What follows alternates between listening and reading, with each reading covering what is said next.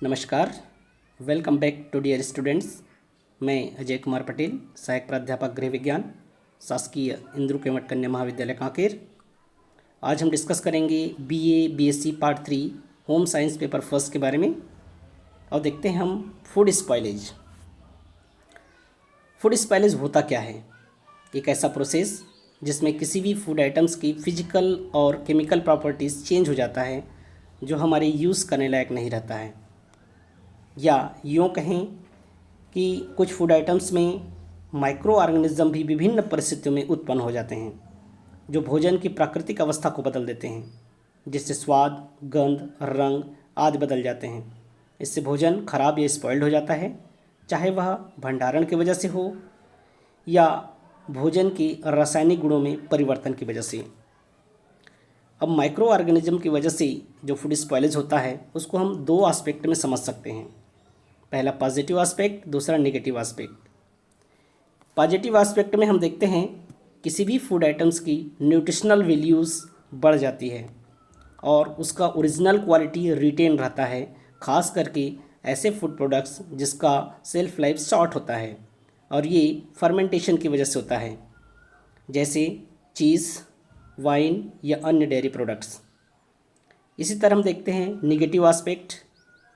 Bacteria, fungus या विभिन्न प्रकार के पैरासाइट्स की वजह से कोई भी फूड आइटम्स जो यूज़ करने लायक नहीं रहता है या उसकी क्वालिटी गिर जाती है, जिसकी वजह से पॉइजनिंग भी हो सकता है। इसको हम नेगेटिव एस्पेक्ट्स में देख सकते हैं। अब हम देखते हैं कि फूड आइटम्स का क्लासिफिकेशन। इसको इस तरह से हम देख सकते हैं कि कुछ खाद्य पदार्थों में दूसरों की तुलना में लंबी सेल्फ लाइफ होती है। पेरिसेबिलिटी उस क्विकनेस को डिनोट्स करता है जिसके साथ फूड आइटम्स खराब हो जाता है। फूड आइटम्स का पेरिसेबिलिटी क्लासिफिकेशन इस बात पर निर्भर करता है कि उन्हें सामान्य तापक्रम पर बिना किसी फूड प्रिजर्वेशन मेथड्स की कितने समय तक रखा जा सकता है। अब हम पहला देखते हैं पेरिशेबल फूड्स। ऐसे फूड आइटम जिनको सामान्य तापक्रम पर बिना किसी फूड प्रिजर्वेशन मेथड्स की कुछ घंटों या 1 या 2 दिन तक सुरक्षित उपयोग करने लायक रखा जा सकता है। इसका सेल्फ लाइफ बहुत कम होता है। फॉर एग्जांपल के लिए देखते हैं हम milk and milk products, meat and meat products, fish, poultry, egg, fruits and vegetables इत्यादि आते हैं। और ऐसे फूड आइटम्स में high level of protein, moisture और कार्बोहाइड्रेट्स होते हैं, इसीलिए ये जल्दी ख़राब हो जाते हैं। ऐसे पदार्थ का ख़राब होने का चांस सबसे ज़्यादा रहता है। दूसरा हम देखते हैं सेमी पेरिसेबल फूड्स। ऐसे फूड आइटम जिनको सामान्य तापक्रम पर बिना किसी परसेप्टिबल साइन ऑफ स्पॉइल के 2 हफ्तों से लेकर कुछ महीनों तक सुरक्षित उपयोग करने लायक रखा जा सकता है। इसका shelf life perishable food item से ज़्यादा होता है। For example cereals and pulses, और इसी सीरियल पल्सेस से बनी हुई सूजी, सेवई, बेसन, साथ ही आलू, लहसुन, कुछ फल और सब्जियां, citrus fruits, fats and oil इत्यादि इसके अंतर्गत आते हैं। और साथ ही इन्वायरमेंटल टेम्परेचर और ह्यूमिडिटी सेल्फ लाइफ को प्रभावित करते हैं। तीसरा नंबर चलते हैं हम नॉन पेरिशेबल फूड्स। ऐसे फूड आइटम्स जिनको अच्छे से हैंडल और स्टोर करने पर कुछ महीनों या सालों तक सुरक्षित उपयोग करने लायक रखा जा सकता है। इनका सेल्फ लाइफ सबसे अधिक होता है। फॉर एग्जांपल साबुत अनाज, दाल, बाजरा, तेल के बीज, नट्स, वसा, शहद, चीनी, गुड़, नमक, डिब्बाबंद फूड आइटम्स, कुछ मसाले इत्यादि इसके अंतर्गत आते हैं। अब हम देखते हैं कि कौन कौन से जो फैक्टर्स होते हैं वो स्पॉइलेज के लिए जिम्मेदार होते हैं, जिसको हम 4 कैटेगरी में डिवाइड कर सकते हैं। पहला इंट्रिंसिक पैरामीटर्स में आते हैं कि किसी भी फूड आइटम्स की भौतिक, रासायनिक और संरचनात्मक प्रॉपर्टी क्या होता है। दूसरा, उसमें इनहेरेंट फूड स्टफ्स क्या क्या होते हैं। तीसरा, इंपॉर्टेंट फैक्टर्स जैसे water activity, acidity, redox potential या अवेलेबल न्यूट्रिएंट्स या नेचुरल तरीके से जो एंटी माइक्रोबियल सब्सटेंसेस रहते हैं। दूसरा, एक्सट्रिंसिक पैरामीटर्स में हम देखते हैं कि इन्वायरमेंटल फैक्टर्स जैसे प्री हार्वेस्टिंग या पोस्ट हार्वेस्टिंग के दौरान हम उसका रख रखाव कैसे करते हैं। दूसरा कंडीशंस में उसका टेम्परेचर, ह्यूमिडिटी या नमी, और साथ ही इस एटमॉस्फेरिक कंडीशंस क्या होता है। तीसरा नंबर हम देखते हैं कि mode of preservation and processing, उसका भौतिक और रासायनिक ट्रीटमेंट हम कैसे करते हैं। साथ ही फूड प्रोडक्ट्स का करैक्टरिस्टिक को कैसे चेंज करके हम प्रिजर्व करते हैं। और अगला नंबर हम देखते हैं कि माइक्रोफ्लोरा जो डिटरमाइन करता है फूड प्रोडक्ट्स का, उसको हम किस तरह से प्रिजर्व कर रखते हैं, ये भी स्पॉयलेज के लिए जिम्मेदार होता है। और लास्ट थिंग देखते हैं हम माइक्रोबियल इंटरफेरेंस, कि कुछ माइक्रोब्स जो होते हैं वो सिनर्जिस्टिक और एंटागोनिस्टिक एक्शंस भी करते हैं। कुछ माइक्रोब्स में रिलीज़ करते हैं H2O2, बैक्टीरियोसिन और डाई एसिटाइल कंपाउंड्स। अब हम देखते हैं कि कौन कौन से जो फैक्टर्स होते हैं वो हमारे फूड को अनएक्सेप्टेबल के लायक बना देते हैं। जैसे माइक्रो ऑर्गेनिजम्स एंजाइमेटिक एक्टिविटी की वजह से बैक्टीरिया, ईस्ट और मोल्ड्स उसमें उपस्थित हो जाते हैं और फूड आइटम्स को ख़राब कर देते हैं। और ये एक्टिविटी एंजाइम्स ऐसे होते हैं जिसमें एंजाइमेटिक ब्राउनिंग रिएक्शंस हो जाता है। कभी कभार कुछ इंसेक्ट्स, पैरासाइट्स और रोडेंट्स का इन्फेस्टेशन भी हो जाता है। कुछ क्रियाओं में केमिकल चेंजेस होता है, जैसे ऑक्सीडेशन ऑफ फैट्स की वजह से उसका रेंसिडिटी का हो जाना या नॉन एंजाइमेटिक ब्राउनिंग रिएक्शंस का हो जाना। कभी कभी फ्रीजिंग और ड्राइंग की वजह से ही डैमेज हो जाना कुछ खाद्य पदार्थ और उसमें फिजिकल चेंजेस आ जाना। कभी कुछ फूड आइटम्स में फॉरेन बॉडीज़ की उपस्थिति हो जाना, या कभी कभार भौतिक अवस्था में कंटामिनेशन हो जाना या कुछ केमिकल एजेंट्स की वजह से। अब हम देखते हैं कि factors affecting the growth of micro organism, कौन कौन से फैक्टर्स होते हैं जो माइक्रो ऑर्गेनिज्म की ग्रोथ के लिए जिम्मेदार होते हैं, और ये स्पॉयलेज के लिए सबसे इम्पॉर्टेंट टॉपिक है। सर्वप्रथम हम देखते हैं nutrition. Majority of the micro organism को अपना सेलुलर कंपोनेंट बनाने और ऊर्जा के लिए कार्बोहाइड्रेट्स, प्रोटीन और फैट्स की ज़रूरत पड़ती है। ये ऑटोट्रॉपिक और हेटरोट्रॉपिक में डिवाइड होते हैं। ऑटोट्रॉपिक अपनी ज़रूरत के हिसाब से कार्बन डाइऑक्साइड और कार्बोनेट से प्राप्त करते हैं, और वहीं नाइट्रोजन नाइट्राइट या नाइट्रेट से इनऑर्गेनिक कंपाउंड्स में परिवर्तित कर लेते हैं। इसी तरह हेटरोट्रॉपिक बैक्टीरिया अपने ग्रोथ और सर्वाइवल के लिए ऑर्गेनिक कंपाउंड निर्माण कर लेते हैं। कुछ बैक्टीरिया कीमोसिंथेटिक होते हैं जो अपनी ऊर्जा इनऑर्गेनिक केमिकल को ऑक्सीडाइज्ड कर ले प्राप्त करते हैं। वहीं कुछ फोटोसिंथेटिक बैक्टीरिया सूर्य के प्रकाश से। दूसरा देखते हैं हम तापमान, टेम्परेचर बैक्टीरियल ग्रोथ में महत्वपूर्ण भूमिका निभाती है। जनरली माना जाता है कि 40 to 140 डिग्री फ़ारेनहाइट को फूड डेंजर जोन कहते हैं, क्योंकि ये बैक्टीरियल ग्रोथ के लिए ऑप्टिमम टेम्परेचर होता है। मोल्ड्स और ईस्ट 35 से 37 डिग्री तापमान पर ग्रो नहीं कर पाते हैं। वहीं मीजोफिलिक बैक्टीरिया 20 से 45 डिग्री सेंटीग्रेड पर रेपिडली ग्रो करते हैं, जबकि लो टेम्परेचर और हाई टेम्परेचर में ये नष्ट हो जाते हैं। तीसरा हम देखते हैं नमी या moisture requirement. Perishable food material में बहुत ज़्यादा नमी होता है, 80 से 90% से ज़्यादा इसमें टोटल वेट का नमी रहता है, पानी रहता है, और ये वाटर एक्टिविटी अफेक्ट करता है माइक्रो ऑर्गेनिज्म के सर्वाइवल, रिप्रोडक्शन, एंजाइम और केमिकल रिएक्शन को। तापमान सामान्य रहने से नमी की अधिकता होती है और माइक्रो ऑर्गेनिज्म जल्दी ग्रो करते हैं। चौथा नंबर चीज़ हम देखते हैं ऑस्मोटिक प्रेशर या ऑस्मोटिक सांद्रता।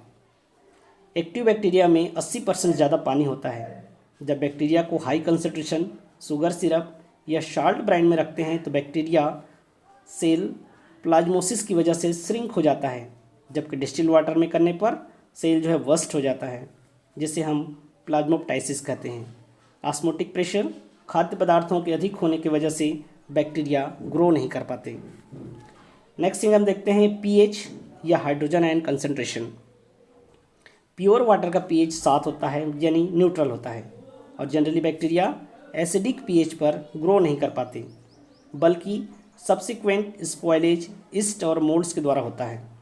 वहीं एल्कलाइन और न्यूट्रल पीएच पर बैक्टीरिया आसानी से ग्रो कर लेते हैं। नेक्स्ट थिंग हम देखते हैं ऑक्सीजन। माइक्रो ऑर्गेनिज्म भी ऑक्सीजन की उपस्थिति और अनुपस्थिति में अच्छे से ग्रो कर सकते हैं। मोल्ड्स और ईस्ट ऑक्सीजन की प्रेजेंस में फास्ट ग्रो करते हैं, वहीं बैक्टीरिया एरोबिक, एनारोबिक और फैकल्टेटिव तीनों हो सकता है। खाद्य पदार्थों के ऑक्सीडेशन रिडक्शन प्रक्रिया भी माइक्रोब्स की ग्रोथ को निर्धारित करता है। अंत में हम देखते हैं लाइट या प्रकाश। विजिबल लाइट फोटोसिंथेटिक बैक्टीरिया के लिए लाभदायक होता है, जबकि अल्ट्रावायलेट किरणें नुकसानदायक। अल्ट्रावायलेट किरणें बैक्टीरियल सेल्स में एब्जॉर्ब हो जाता है और सेल्स को डिस्ट्रॉय कर देता है। इसी विशेषता की वजह से अल्ट्रावायलेट किरणों का उपयोग एयर और वाटर की स्टरलाइजेशन में किया जाता है। अब हम देखते हैं कि कौन कौन सा केमिकल चेंजेस होता है, खास करके कार्बोहाइड्रेट, फैट्स और प्रोटीन्स में जो फूड स्पॉयलेज के लिए जिम्मेदार होता है। तो हम देखते हैं कि कार्बोहाइड्रेट्स एक कॉम्प्लेक्स फॉर्म में रहता है भोजन में, और माइक्रो ऑर्गेनिज्म जब उसको ब्रेक डाउन करता है तो सिंपल शुगर्स मोनोसेक्राइड में चेंज हो जाता है, जिसकी वजह से शॉर्पनिंग या लिक्विफिकेशन ऑफ फूड्स का हो जाता है और खाना खराब हो जाता है। दूसरा, डिग्रेडेशन ऑफ फैट्स की बात करें तो वसा माइक्रो ऑर्गेनिज्म की उपस्थिति में glycerol, free fatty acids, ketone और एल्कोहल में चेंज हो जाते हैं, जिसमें उनको ऑफ फ्लेवर्स, टेस्ट खराब हो जाता है। तीसरा, degradation of proteins. Complex proteins micro organism की वजह से डाइपेप्टाइड और एमिनो एसिड्स में टूट जाता है, और ये एरोबिक कंडीशंस की वजह से जो माइक्रो ऑर्गेनिजम्स रहते हैं उससे डीके हो जाता है या नष्ट हो जाता है। वहीं एनारोबिक कंडीशंस के लिए फॉल स्मेलिंग या प्यूट्रिफेक्शन आता है। अब हम देखते हैं कि कौन कौन सा केमिकल चेंजेस दिखाई देता है और क्या क्या साइंस आते हैं। जैसा आप चित्र के माध्यम से देख सकते हैं, बैक्टीरिया, मोल्ड्स, ईस्ट, ये सारे रिस्पॉन्सिबल रहते हैं स्पॉयलेज के लिए, और इसमें खास करके जो साइंस दिखते हैं वो है विजिबल ग्रोथ। दूसरा होता है गैस फॉर्मेशन। तीसरा हो सकता है कि स्लाइम लेयर का निर्माण हो जाना। चौथा, ऑफ फ्लेवर्स, जो भी हमारा फूड आइटम्स का फ्लेवर रहेगा वो ऑफ हो जाएगा।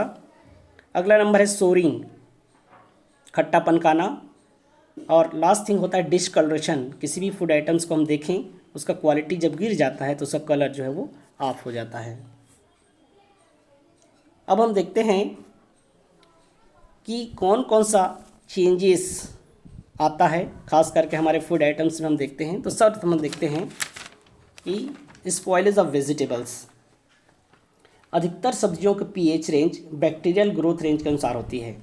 बैक्टीरिया और फंगस के द्वारा पेक्टोलाइटिक एंजाइम सिक्रेट किया जाता है, जिससे वेजिटेबल्स और फ्रूट्स के टिश्यू सॉफ्ट हो जाता है, जिसे हम रॉट कहते हैं, जिससे इजीली स्पॉइल हो जाता है।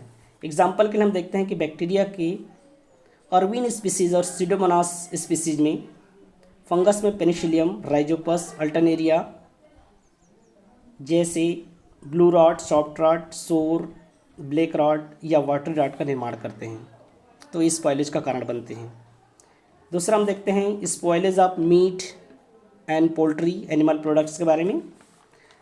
तो सर्वप्रथम देखते हैं मीट में उपस्थित एंजाइम्स मीट प्रोटीन पे एक्ट करता है, जिससे नाइट्रोजन कंपाउंड माइक्रो ऑर्गेनिज्म के लिए अवेलेबल हो जाता है।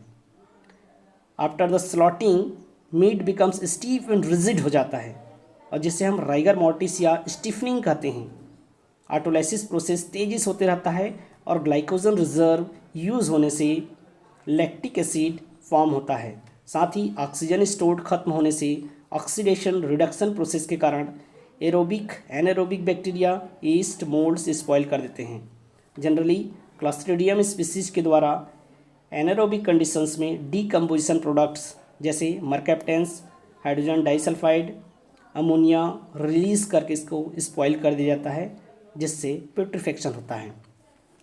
दूसरा, पोल्ट्री की बात करें तो इसमें स्पॉइल होने की वजह से ऑफ ऑर्डर्स आता है और जनरली नोटिस किया जाता है। उसके बाद इसमें स्लाइम फॉर्मेशन होता है। फॉर एग्जांपल के लिए gram negative bacteria E coli, pseudomonas, micrococci, K pneumoniae, H influenzae इत्यादि इसके अंतर्गत आते हैं। इसी में हम एक के बारे में देखें तो इसमें स्पॉइल के रूप में black rots, broken egg, muddy dark brown appearance, और इसमें प्यूट्रीड ऑर्डर आता है ड्यू टू हाइड्रोजन सल्फाइड की वजह से। और इसके लिए जो रिस्पॉन्सिबल माइक्रो ऑर्गेनिज्म होते हैं वो Proteus, Pseudomonas, moulds, Penicillium, Aspergillus, mucus और राइजोपस आते हैं। अगला नंबर हम देखते हैं स्पॉयलेज ऑफ फिश। तो इसमें ऑक्सीडेटिव रेंसिडिटी होता है, क्योंकि इसमें ऑटोलाइटिक एंजाइम्स ट्राईमिथाइलेमाइन ऑक्साइड ये चेंज होता है ट्राईमिथाइल एमीन में, और ये फिश ऑटोलाइटिक एंजाइम और बैक्टीरिया की एक्शंस होता है। इसके लिए रिस्पॉन्सिबल होते हैं सीडोमोनास, मोरेक्जिला, फ्लेवोबैक्टीरियम। नेक्स्ट थिंग देखते हैं हम स्पॉयलेज ऑफ फ्रूट्स में कि फलों में ऑक्सीडेशन प्रोसेस की वजह से ब्राउनिंग कलर तथा शुगर के फर्मेंटेशन की वजह से एसिड, एल्कोहल तथा कार्बन डाइऑक्साइड बनते हैं। साथ ही पीएच मान कम या ज़्यादा होने की वजह से ये जल्दी ख़राब हो जाता है। अब हम देखते हैं spoilage of dairy products. Lactobacilli तथा लैक्टोबैसिलस लैक्टिस फर्मेंटेशन की क्रिया करते हैं, जिससे पीएच मान 4 से भी कम हो जाता है, जो दूध के लैक्टोज को लैक्टिक एसिड बदल देता है, जिससे दही जमने लगता है। वहीं मक्खन की बात करें तो बटर में लगभग 15% जल, 81% वसा तथा 0.5% कार्बोहाइड्रेट्स और प्रोटीन्स होते हैं। सीडोमोनास बटर की सतह पर वृद्धि करके सरफेस स्ट्रेंथ या पिट्रिडिटी दशा उत्पन्न कर देता है तथा आइसोवैलरिक एसिड के बनने से विशेष गंध आती है, और इसे ही हम रेंसिडिटी कहते हैं। अब हम देखते हैं स्पॉयलेज ऑफ सीरियल्स। नमीयुक्त जगह में स्टोर होने की वजह से मोल्ड्स, ईस्ट और बैक्टीरिया के द्वारा ख़राब कर दिया जाता है। साथ ही प्री हार्वेस्टिंग और पोस्ट हार्वेस्टिंग के दौरान भी कुछ नुकसान अनाज को होता है, जिससे जल्दी स्पॉइल हो जाते हैं। जैसे हम bread, cake, pastries easily east और मोल्ड्स से इन्फेक्ट होते हैं। नेक्स्ट थिंग हम देखते हैं spoilage of soft drinks, fruit juices and preserves. East जैसे सेक्रोमाइसिस स्पीसीज, मोल्ड्स जैसे पेनिसिलियम स्पीसीज द्वारा केन फूड प्रोडक्ट्स या फूड प्रिजर्व्स तथा बैक्टीरिया जो लैक्टोबैसिलस और ल्यूकोनास्टाक होता है उसके द्वारा फ्रूट्स और सॉफ्ट ड्रिंक को स्पॉइल कर दिया जाता है। लास्ट थिंग हम देखते हैं मिसलेनियस प्रोडक्ट्स में कॉन्फेक्शनरी प्रोडक्ट्स जैसे चॉकलेट वगैरह आता है, उसमें ऑस्मोफिलिक ईस्ट होता है सेक्रोमाइसिस, और गैस प्रोड्यूसिंग क्लॉस्ट्रिडियम स्पीसीज के द्वारा ये डिस्ट्रॉय होता है। उसी तरह फैट्स एंड ऑयल के बारे में, रेंसिडिटी के बारे में हमने देख ही लिया है। Last thing spices and condiments. Spices can act as a vehicles of spores of microorganism which can spoil the food. और ये व्हीकल्स का काम करते हैं स्पाइसेस, उसका फ्लेवर्स खास करके, जिसमें रिस्पॉन्सिबल जो बैक्टीरिया होते हैं वो क्लॉस्ट्रिडियम बैसिलस या सल्मोनेला होते हैं। अंतिम में हम देखते हैं कि इस फूड स्पॉइलेज की वजह से भी कई बैक्टीरिया इस पॉइजनिंग कर देते हैं फूड्स को, जिसमें स्टेफाइलोकोकल पॉइजनिंग होता है जो कि एंट्रोटॉक्सिन करता है, और इसकी वजह से गैस्ट्रोएंटेराइटिस नामक बीमारी होता है या उसकी वजह से पॉइजनिंग होता है। फिर हम देखते हैं बैसिलस आरियस और बैसिलस सीरियस। इसकी वजह से डायरोजेनिक टॉक्सिन्स होता है जो हमारे शरीर को पॉइजनिंग करता है। तीसरा होता है क्लॉस्ट्रिडियम बोटुलिनम, तो इसको बोटुलिनम पॉइजनिंग बोलते हैं, जो कि न्यूरोटॉक्सिन्स का काम करता है। अब हम देखते हैं कि ये जो स्पॉइलेज है उसको कंट्रोल कैसे करें या माइक्रो ऑर्गेनिज्म को कैसे डिस्ट्रक्ट करें। तो इस सर्वप्रथम हम देखते हैं, इससे कुछ पॉइंट्स हम देख लेते हैं। तरीका होता है फूड प्रिजर्वेशन।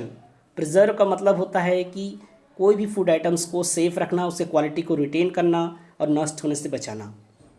इसमें 2 तरीके इस्तेमाल हो सकते हैं। सबसे पहला होता है फिजिकल मेथड्स, जिसमें आता है पिकलिंग, मतलब विनेगर सॉल्यूशन और साल्ट में सोकिंग या स्टोरिंग करना। दूसरा शुगर और साल्ट को ऐड करना। तीसरा फर्मेंटेशन। चौथा ड्राइंग। पांचवा टेम्परेचर, चाहे हाई टेम्परेचर हो जिसमें पास्चुराइजेशन या केनिंग आता है, या लो टेम्परेचर हो जिसमें चिलिंग या फ्रीजिंग आता है। नेक्स्ट थिंग होता है sterilisations, and last thing is radiations. अब हम देखते हैं कि सेकंड मेथड्स होता है कि केमिकल्स के द्वारा जो कंट्रोल किया जाता है, खास करके सोडियम क्लोराइड या कॉमन साल्ट जो है वो ओल्ड मेथड था, salt paper, sodium and potassium nitrate या स्लेग लाइम, ये प्रिजर्वेटिव्स के रूप में यूज़ किए जाते थे। आजकल जो यूज़ किए जाते हैं उसको हम देखते हैं। पहला नंबर है बेंजोएट्स, दूसरा सॉर्बेट्स, तीसरा प्रोपियोनेट्स, चौथा एसीटेट्स, नेक्स्ट थिंग नाइट्रेट या nitrites, next thing sulphur dioxide या सल्फाइड्स, और लास्ट थिंग हम देखते हैं एंटीबायोटिक्स। इसका यूज़ करके भी हम स्पॉयलेज को ख़त्म कर सकते हैं या रोक सकते हैं। प्रिजर्वेटिव्स का स्टडी हम अलग से टॉपिक बनाकर करेंगे। और आई होप आज का ये टॉपिक में कुछ नई जानकारी आप लोगों को सीखने को मिली होंगी। Thank you.